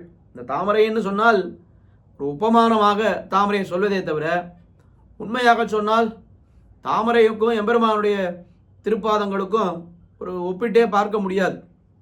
இல்லை பட்குறையாய் புற்கண்ணே காட்டுமால் பரம்ஜோதி என்று கட்டுரைக்கில் தாமரை நின் கண்பாதம் கை ஒவ்வா சுட்டுரைத்த நண்பொன் உன் திருமேனி ஒளி ஒவ்வாது ஒட்டுரைத்தி உலகுன்னை புகழ்வெல்லாம் பெரும்பாலும் பட்குறையாய் புற்கண்ணே காட்டுமால் பரம்ஜோதி. ஏதோ ஓட்ட வச்சு நாங்கள் உபமானம் சொன்னாலும் எங்களுக்கு தெரிஞ்ச உயர்ந்த உபமானம்னா ஒன்று தாமரை, இன்னொன்று தங்கம். தாமரை போன்ற உன்னுடைய கைகள் இருக்குன்னு சொல்லுவோம், தங்கம் போலே நீ பிரகாசிக்கிறாய்ன்னு சொல்லுவோம். ஏதோ லோகத்தில் நாங்கள் பார்க்கக்கூடிய வஸ்துக்களிலே உயர்ந்த வஸ்துக்கள் என்று இதை ஒரு உபமானமாக வைத்து சொல்கிறோமே தவிர உண்மையாக பார்த்தால் கட்டுரைக்கில் தாமரை நின் கண்பாதம் கை ஒவ்வா சுட்டுரைத்த நண்பொன் உன் திருமேனி ஒளி ஒவ்வாது ஏன்னா இதெல்லாம் சமமே கிடையாது. ஆனால் ஏதோ புரிந்து கொள்வதற்காக இப்படிப்பட்ட உபமானங்களை நாங்கள் உபயோகித்து கொண்டிருக்கிறோம் என ஆழ்வார் தெரிவித்தார். அதை நாம் கருத்திலே கொள்ள வேண்டும். அப்போ அப்ஜ பாணிபதம் அம்புஜ நேத்திரம் எல்லாமே தாமரை, கைவண்ணம் தாமரை, வாய் கமலம், என்ன கண்ணினையும் அரவிந்தம் என்று ஒரே தாமரையைத்தான் உபமானமாக சொன்னார் திருமங்கை ஆழ்வார். ஆனால் ஒரே விஷயத்தை எப்படி உபமானமாக சொல்கிறதுன்னு பேரை மட்டும் மாற்றி சொன்னார். கைவண்ணம் தாமரைன்னு சொன்னார், வாய் கமலம்னு சொன்னார், கண்ணினையும் அரவிந்தம்னு சொன்னார். ஒரே தாமரை தான், ஆனால் அது பேரை மட்டும் மாற்றி மாற்றி சொன்னார். அதே மாதிரி இவரும் அப்ஜபாணின்னு சொன்னார், அம்புஜ நேத்திரம்னு சொன்னார். அது கீழே பாணிபாத வதனேக்ஷண சப்தைஹி அம்புஜானி, என்ன அது தாமரைக்கு இருக்கக்கூடிய பேர்களையே சொல்லி வெவ்வேறு பேர்களை சொல்லி எம்பெருமானுடைய திருக்கண்கள் திருக்கைகள் எல்லாம் தாமரை போன்றவை. அப்படிப்பட்ட உன்னை, இப்படி இருக்கக்கூடிய உன்னை, நீலமேக நிபம் அஞ்சனபுஞ்ச சியாமகுந்தலம் அனந்தசயம் அப்ஜபாணிபதம் அம்புஜ நேத்திரம் துவாம், இப்படி இருக்கக்கூடிய உன்னை சதாமே நேத்ரசாத் குரு, எப்பொழுதும் என்னுடைய கண்ணுக்கு இலக்காக்கி அருள். நான் உன்னை சதா தரிசனம் பண்ண வேண்டும். என்னுடைய கண்ணுக்குள்ளே வந்து நீ இருந்துடும். கண்ணுக்குள்ளே வந்து நீ இருந்து விட்டாயானால் நான் எப்போவுமே உன்னை தரிசனம் பண்ணி கொண்டிருப்பேன் அப்படின்னு அந்த எம்பெருமானுடைய அந்த ஒரு திவ்யமங்கள சேவை, அது ஆழ்வான் நிரந்தரமாக தனக்கு கிடைக்க வேண்டும் என்று அதை இங்கே பிரார்த்திக்கிறார். இந்த ஒரு பாசுரத்தை பார்த்து இதுதான் ஆழ்வான் கண்ணை பிரார்த்தித்த இடம் என்று பெரியவர்கள் சில பேர் அப்படி சொல்லியிருக்கிறார்கள். ஆனால் காஞ்சி சுவாமி ரொம்ப அழகாக இந்த வரதராஜஸ்தவ வியாக்கியானம், சுவாமியினுடைய வியாக்கியானத்தை வச்சுன்னு தானே இந்த உபன்யாசமே நாம் பண்ணி கொண்டிருக்கிறோம். அதனுடைய இந்த முன்னுரையிலேயே சுவாமி ரொம்ப அழகாக காட்டியிருக்கிறார். கூரத்தாழ்வான் கண்ணை பிரார்த்தித்தது இங்கே இல்லை, அது பின்னால் 90வது ஸ்லோகம், வரத எதிகவஸ்து வாஞ்சாமியகம் தவ சரணலபா விரோதஸ்ததா எதின பவதி சேத் தச்ச தேஹி பிரபோ ஜடிதி விதர பாதமேவான்யதா என்ன, ஏதோ ஒரு வஸ்துவை நான் பிரார்த்தித்து வந்திருக்கிறேன். அது அந்த வஸ்துன்ற கண்ணுன்னு சொல்கிறது கூட ஆழ்வானுக்கு அவ்வளவு கூச்சம். அதனால் எதிக வஸ்து வாஞ்சாமி அகம், ஏதோ ஒரு வஸ்துவை நான் வந்து கேட்டு வந்திருக்கேன், அது கூட நானே சொந்தமாக வரல, எம்பெருமானார் நியமித்து விட்டார், அதனால வந்திருக்கிறேன். அது உன்னுடைய திருவடிகளுக்கு விரோதமாக இல்லாமல் இருக்குமானால் அதை எனக்கு நீ கொடு. அப்படி இல்லை, எனக்கு அந்த வஸ்து கிடைத்ததானால் உன்னுடைய திருவடியை அடைவதற்கு அந்த வஸ்து தடையாக இருக்குமானால் அது வேண்டாம், எனக்கு ஜட்டித்து வித்தர பாதமேவான்யதா, எனக்கு சீக்கிரம் உன்னுடைய திருவடிகளையே கொடுத்து விடு அப்படின்னு தது அதுலத்தைய அடுத்த ஸ்லோகத்திலேயே ததபி கிமபி ஹந்த துர்வாசனா அப்படின்னு சொல்லி அந்த நீ சர்வஜன், உனக்கு எல்லாம் தெரியும், எனக்கு எது கொடுக்கணுமோ எனக்கு இதெல்லாம் வேண்டாம், இந்த மாம்ச சக்ஷுஸ் எனக்கு வேண்டாம் அப்படின்னு அதை நேர கேட்பதற்கு ஆழ்வான் வெட்கப்பட்டு கொண்டு ஏதோ ஒரு வஸ்துவை நான் கேட்டு வந்திருக்கிறேன், இதை நினைத்து கொண்டு வந்திருக்கிறேன், கேட்டு வந்திருக்கிறேன் கூட இல்லை, ஏதோ ஒரு வஸ்து வேணும் என்று நினைத்து கொண்டு நான் இங்கே வந்திருக்கிறேனே, அந்த வஸ்து உன்னுடைய திருவடிகளை அடைவிப்பதற்கு விரோதமாக இருக்காமல் இருக்குமானால் அதை கொடு. ஒருவேளை அந்த வஸ்துவாலே உன்னை அடைவதற்கு எனக்கு ஒரு தடை ஏற்படுமானால் எனக்கு உன்னுடைய திருவடிகளையே கொடுத்து விடு. ஏன்னா அதுதான் ஆழ்வான் கண்களை பிரார்த்தித்த இடம் என்று காஞ்சி சுவாமி காட்டியிருக்கிறார். இப்போ இந்த ஸ்லோகத்திலே நேத்ரசாத் குரு கரீஷதாமே என்னால் எப்பொழுதும் உன்னுடைய திவ்யமங்கள சேவையை என்னுடைய அந்த மனக்கண்ணு வேணால் வைத்துக்கொள்ளலாம், மனக்கண்ணுக்கு இலக்காக்கியருள் என்று ஆழ்வான் பிரார்த்திக்கிறார் என்பது இந்த ஸ்லோகத்தினுடைய ஒரு விசேஷம். 23வது ஸ்லோகம் ரொம்ப முக்கியமான ஸ்லோகம், நாம் எல்லாரும் பிரார்த்திக்க வேண்டிய ஸ்லோகம் இது. தேவப்பெருமாளை சதா தரிசனம் பண்ண வேண்டும் என்று ஆழ்வான் எப்படி பிரார்த்தித்தார், அது மாதிரி தேவப்பெருமாள் நான் அப்படின்னு நினைக்கும் பொழுது இப்போ பெருமாளுக்கு சில ஆபத்தெல்லாம் ஏற்பட்டு மறுபடியும் பெருமாள் புறப்பாடு எல்லாம் கண்டொள்கிறார். அப்படிப்பட்ட தேவப்பெருமாள் நமக்கு என்ன கொடுக்க வேண்டும் என்னால் பெருமாள் இடத்துல நம்ம எதுவும் நாம் பிரார்த்திக்க போவதில்லை. நம்மை போன்ற ஸ்ரீ வைஷ்ணவர்களுக்கு என்ன பிரார்த்தனைனா எப்பவும் பெருமாள் நம்முடைய கண்களுக்கு இலக்காகி நமக்கு சேவை கொடுத்து கொண்டே இருக்க வேண்டும். நமக்கு எப்பவும் தேவப்பெருமாள் கைங்கரியத்தை கொடுத்து கொண்டே இருக்க வேண்டும். பெருமாளை அந்த அனுபவ ஜனித்த பிரீத்திகாரித்த கைங்கரியம்னு சொல்கிறாள். பெருமாளை சேவிப்பதனாலே, தேவப்பெருமாளை சேவிப்பதனாலே நமக்கு இருக்கக்கூடிய ஏற்படக்கூடிய அனுபவம் ஆனந்தம், அதனாலே ஏற்படக்கூடிய ஒரு சந்தோஷம் பிரீத்திகாரித்த கைங்கரியம், அந்த சந்தோஷத்தினால் தூண்டப்பட்ட கைங்கரியம். ஏன்னா இதுக்கு மேலே நமக்கு என்ன வேணும்? எம்பெருமானுடைய சேவை, அந்த சேவையினாலே ஏற்படக்கூடிய அனுபவம், அனுபவத்தினால் ஏற்படக்கூடிய பிரீத்தி, அதனால் தூண்டப்பட்ட கைங்கரியம் என்று. இதை தவிர நாம் பெருமாளிடத்தில் போய் என்ன பிரார்த்திக்க போகிறோம்? அப்போ இதுக்கு கைங்கரியம் பண்ணணும்னா அதுக்கு முதல் படி எதுன்னா பெருமாளை எப்பவும் சேவித்து கொண்டே இருக்கணும். அப்போ யாரிடத்துல பிரார்த்திக்கலாம்? உன்னுடைய சேவை எப்பொழுதுமே என்னோட கண்ணுக்குள்ளே நீ இருந்து கொண்டே எனக்கு சேவை கொடுத்து கொண்டே இருன்னு யாரிடத்துல பிரார்த்திக்க வேண்டும் என்னால் அவரிடத்திலே பிரார்த்திக்க வேண்டும். அப்போ நம்மை போன்ற அடியவர்கள் நாம் செய்ய வேண்டியது என்னன்னு பார்த்தால், தேவப்பெருமானிடத்திலே உன்னுடைய சேவையை, திவ்யமங்களக சேவையை எங்களுக்கு நீ கொடுத்து கொண்டே இருக்க வேண்டும். நீலமேக நிபம் அஞ்சனபுஞ்ச சியாமகுந்தலம் அனந்தசயம் துவாம் அப்ஜபாணிபதம் அம்புஜ நேத்திரம் நேத்திரசாத் குரு கரீஷ சதாமே என்ன அதே பிரார்த்தனையாக நாம் செய்ய வேண்டும் என்று இந்த ஸ்லோகம் ரொம்ப முக்கியமான ஸ்லோகமாக பெரியவர்கள் காட்டியிருக்கிறார்கள். 23வது ஸ்லோகத்தை ஒருவாறு அனுபவித்தோம். 24வது ஸ்லோகம் இது அந்த எம்பெருமானை அனுபவிக்க வேண்டும் என்று ஆசைப்படுகிறாரே, அதுவே கொஞ்சம் ரொம்ப வித்தியாசமாக ஆசைப்படுகிறார். நம்மாழ்வார் அருளி செய்த ஒரு கிரமத்திலே இந்த ஸ்லோகத்தை அமைத்திருக்கிறார் ஆழ்வான். இது எப்படி ஆசைப்படுகிறார் என்னால், முடியானே என்கிற ஒரு திருவாய்மொழி, அந்த முடியானே என்கிற திருவாய்மொழியில் ஆழ்வார் என்ன ஆசைப்படுகிறார் என்னால், ஆழ்வார் எம்பெருமானை பார்க்க வேண்டும் என்று ஆசைப்படுகிறார் அப்படின்றது முதல்லேருந்தே இருக்குது. அதில் ஒன்றும் புதுசு இல்லை. ஆனால் இந்த திருவாய்மொழியில் என்ன ஒரு புதுசாக ஒரு விஷயம்னா, ஆழ்வாரை விட எம்பெருமானை அனுபவிக்க வேண்டும் என்று வேறு சிலருக்கு ஆசை ரொம்ப அதிகமாக எடுத்தான். ஐயோ, அந்த மாதிரி நாங்கள் கேள்விப்பட்டதே இல்லையே. ஆழ்வாருடைய ஒரு திருஷ்ணை விடாய்னு சொல்கிறாள், அந்த விடாயை விட அதிகம் விடாய் உடையவா யாராவது உண்டா அப்படின்னா அந்த திருவாய்மொழியில் இருக்குது. யார் சுவாமி அது? வேற யாரும் இல்லை, ஆழ்வாருடைய இந்திரியங்கள் தான். ஆழ்வாரை காட்டிலும் அந்த இந்திரியங்களுக்கு எம்பெருமானை அனுபவிக்க வேண்டும் என்கிற ஆசை அதிகமாகிவிட்டது. அது அந்த முடியானே மூவுலகம் தொழுதேத்தும் சீரடியானே என்கிற அந்த பதிகத்தில், முடியாத ஆசை மிக முத்து கரணங்கள் அடியார் தம்மவிட்டு அவன்பால் படியா ஒன்று ஒன்னின் செயல் விரும்ப உள்ளதெல்லாம் தான் விரும்ப துண்ணியதே மாறந்தன் சொல் ஒன்று ஒன்றின் செயல் விரும்ப. இதுதான் ரொம்ப சாரமான விஷயம் அந்த திருவாய்மொழியில்.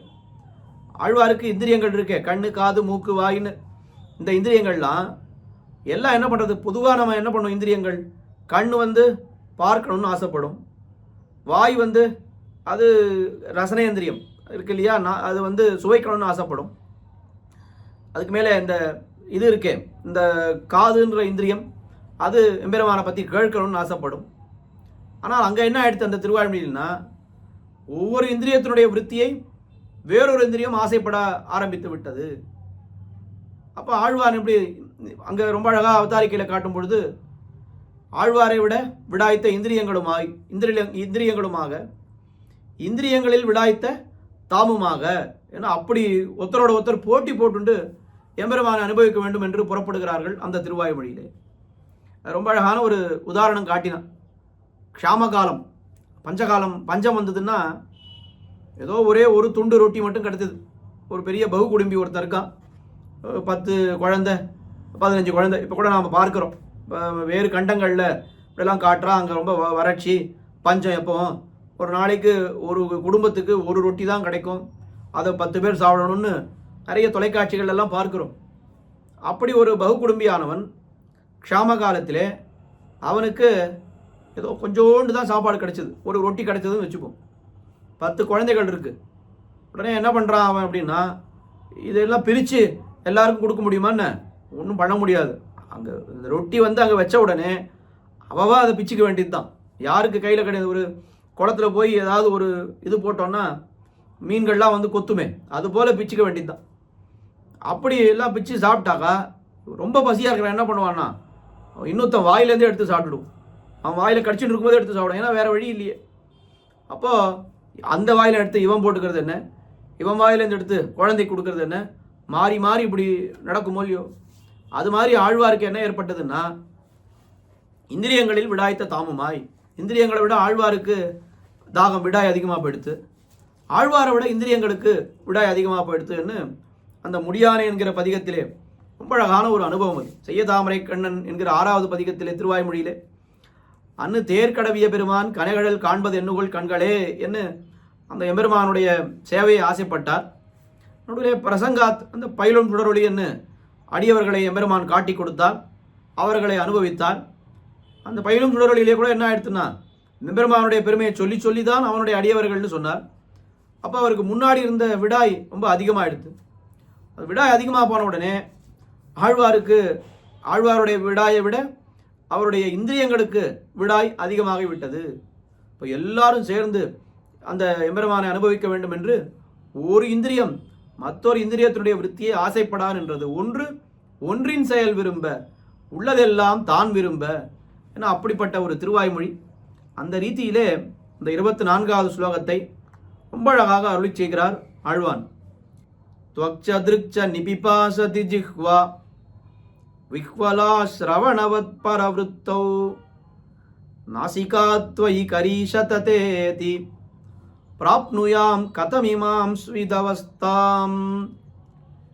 हे करीश, கரிகிரிநாதனே, त्वक्च दृक्च, त्वக்கு என்னால் त्वகிந்திரியம், தொடு உணர்ச்சி, அந்த இந்திரியம்.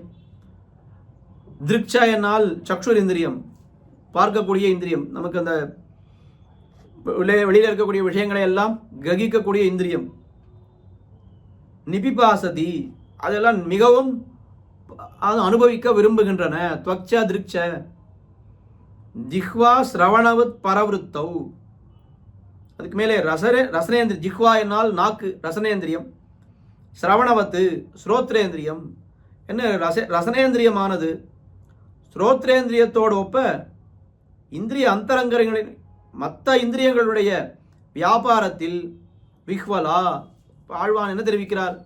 ஒவ்வொரு இந்திரியமும் மற்றொரு இந்திரியத்துடைய ஆசை, மற்றொரு இந்திரியத்துடைய காரியத்தை பண்ண வேண்டும் என்று ரொம்ப சாபல்யமுடையதாய் விஹ்வலா பவதி. அதுக்கு மேலே நாசிகா ததா, இந்த கிராணேந்திரியம், மூக்கினுடைய நுனியில் இருக்கக்கூடிய கிராணேந்திரியம் இருக்கிறதே, அதுவும் அப்படியே இந்திரிய அந்தர விருத்தி, இந்திரியாந்தர விருத்தி, மற்றொரு இந்திரியத்துடைய விருத்தியை ஆசைப்படான் இருக்கிறது. இதி இமாம் அவஸ்தாம் அகம் என்று சொல்லக்கூடிய இந்த அவஸ்தையை அகம் துவயி கதம் ஸ்வித் பிராப்னுயா, உன்னுடைய விஷயத்திலே நான் எப்பொழுது அடையப் போகிறேன். அதுவும் இங்கே ஆழ்வான் விஷயம் என்ன கேட்கிறார் என்னால், ஒரு இந்திரியம் மற்றொரு இந்திரியத்தினுடைய விருத்தியை ஆசைப்படுகிறது என்னால் இதெல்லாம் முக்தி தசையிலே தான் நடக்கும். இங்கே இருக்கும் பொழுது நமக்கு ஒரு இந்திரியத்தினுடைய காரியத்தை அந்த இந்திரியம் தான் பண்ண முடியும். ஆனால் பரமபதத்துக்கு போய்விட்டால் கண்ணை கொண்டு தான் பார்க்கணும், காதை கொண்டு தான் கேட்கணும்னு அப்படிலாம் நிர்பந்தம் கிடையாது. எல்லா இந்திரியங்களும் எல்லா இந்திரியத்தினுடைய காரியத்தையும் பண்ணலாம். அப்படி அதுக்கு ஒரு ரெஸ்ட்ரிக்ஷனோ இல்லை ஒரு கட்டுப்பாடே கிடையாது.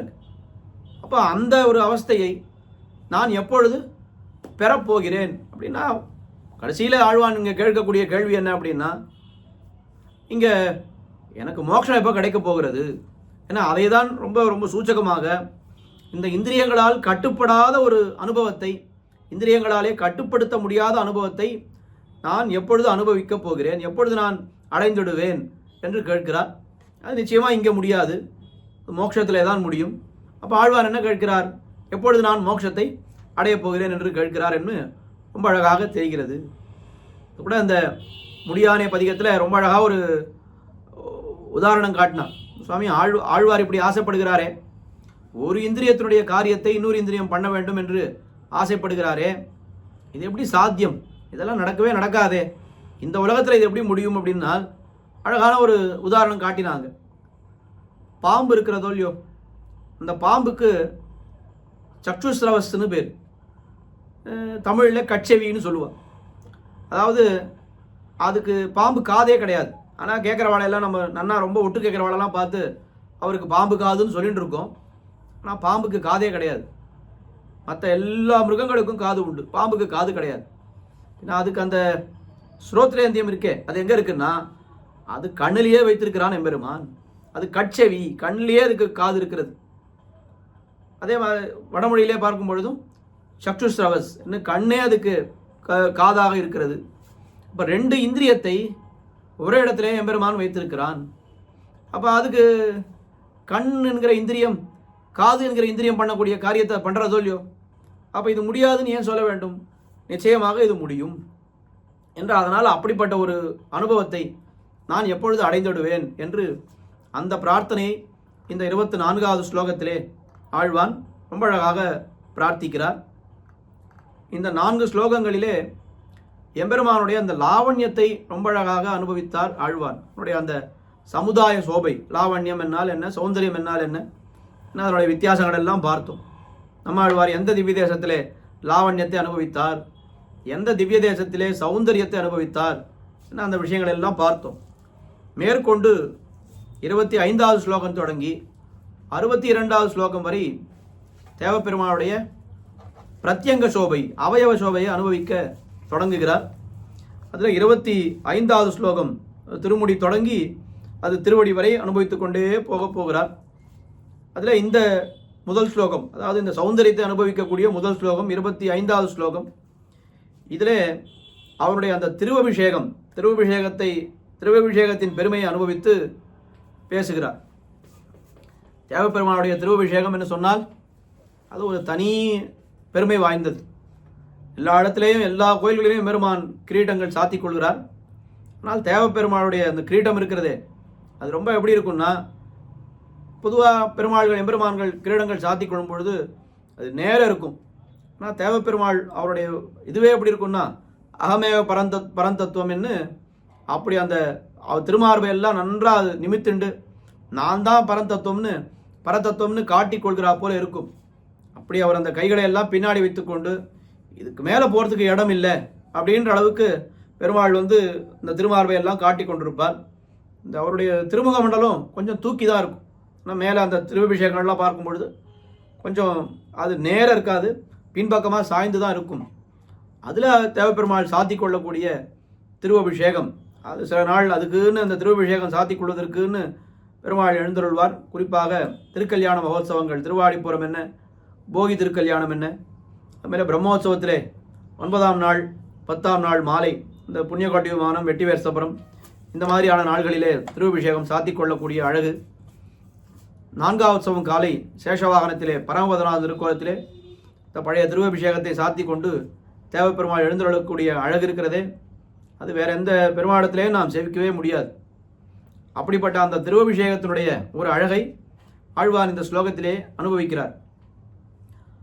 ஆதிராஜ்யம் அதிகம் புவனானாம் ஈஷதே பிஷுநயன் கில மௌலிஹி சூலிகாமணி சகஸ்ரமரீச்சேஹே ஹஸ்திபூஷண பவத்யுதயாத்ரிஹி.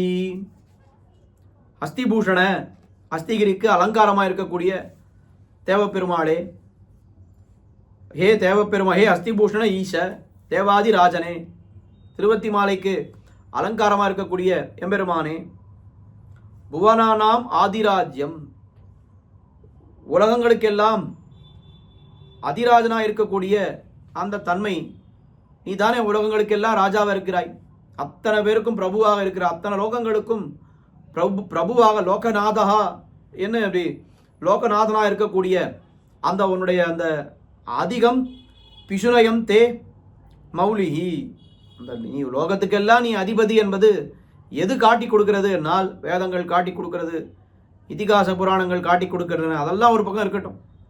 இந்த திருவபிஷேகம் இருக்கிறதே, நீ சாத்தி கொண்டிருக்கக்கூடிய அந்த திருவபிஷேகம் கிரீட்டம் முடிச்சோதியாய் உனது முகச்சோதி மலர்ந்ததுவோ என்று சொல்லக்கூடிய அந்த திருவபிஷேகம், அதுவே பிசுனயன் தே மௌலிஹி என்ன உன்னுடைய அந்த திருவபிஷேகமானது அது எப்படின்னா நீதான் இந்த உலகங்களுக்கெல்லாம் தலைவன் என்பதை அதுவே காட்டி கொடுத்து விடுகிறது.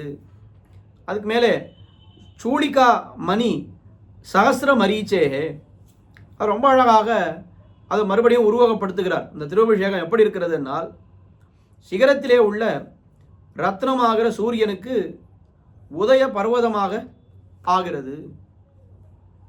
பெரிய மலை இருக்கு, ரொம்ப உயர்ந்த மலை. அந்த மலை உச்சியிலிருந்து சூரியனானது அப்படி புறப்படும் கார்த்தால். இப்படி புறப்படும் பொழுது பார்த்தா பெரிய மலை, அதன் உச்சியிலே ஒரு சூரியன் புறப்படுறது இல்லையா, அந்த மாதிரி தேவப்பெருமாள் திருவபிஷேகம் சாத்தி கொண்டிருக்கிறார். அது பெரிய மலை போன்ற ஒரு திருவபிஷேகம். அது மேலே ஒரு ரத்னம் இருக்கிறது, ரொம்ப ரொம்ப அது எங்கேருந்து பார்த்தாலும் அது ஒளிவிடக்கூடிய ஒரு ரத்னம். தேவப்பெருமானுடைய திருவாபரணங்கள் இந்த கொண்டைகள்லாம் தனியாக அனுபவிக்க வேண்டியது. குறிப்பாக அவர் சாத்தி கொண்டிருக்கக்கூடிய இந்த கடுக்கன் இருக்கிறதே, அது எங்கேருந்து பார்த்தாலும் நன்றாக ஒளியை கொடுக்கும். ஆனால் நீங்கள் அனுபவித்தே பார்க்கலாம். பெருமாள் எங்கேயாவது சில நாள் கண்ணாடி அறையில் எழுந்துள்ளிருப்பார், மலையில் எழுந்துள்ளிருப்பார். உற்சவங்கள் இருந்தால் பெருமாள் கண்ணாடி அறைக்கு இறங்கிடுவார். இந்த கண்ணாடி அறையில் பெருமாள் எழுந்துள்ளிருக்கும் பொழுது அவருடைய கடுக்கன், பெருமாள் சேவிக்கிறோம் இல்லையா, கடுக்கன் சாத்தின்னு இருக்காரே திருக்காதுகளிலே, அது நாம் சேவிக்கணும்னா கண்ணாடி அறைக்கு உள்ளே போக வேண்டாம், கோபுர வாசல்லேருந்து நாம் பார்த்தா, கோபுர வாசல் நின்று கொண்டு பார்த்தால் கூட அப்படி கொஞ்சம் அந்த துவஜஸ்தம்பம் எல்லாம் மறைக்கும். அந்த மறைக்காத போல் ஒரு சாய்வாக வந்து பார்த்தா இந்த கடுக்க நன்னா சேவையாகும்.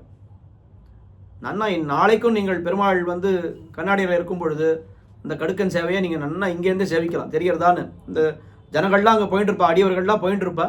அப்படி யாரும் இல்லாத சமயத்தில் அப்படி பார்க்கும் பொழுது ஒரு எப்படி அந்த சூரியனை மறைச்சி வெளியிடுகிறா போல இருக்குமோ, இந்த அடியவர்கள்லாம் அப்படி வரிசையாக போயிட்டு இருப்பா. அப்படி யாரும் இல்லாத சமயத்தில் அப்படி பார்த்தாக்கா இந்த கடுக்கனானது கோபுர வாசல் வரை அதனுடைய அந்த டால் அடிக்கும்.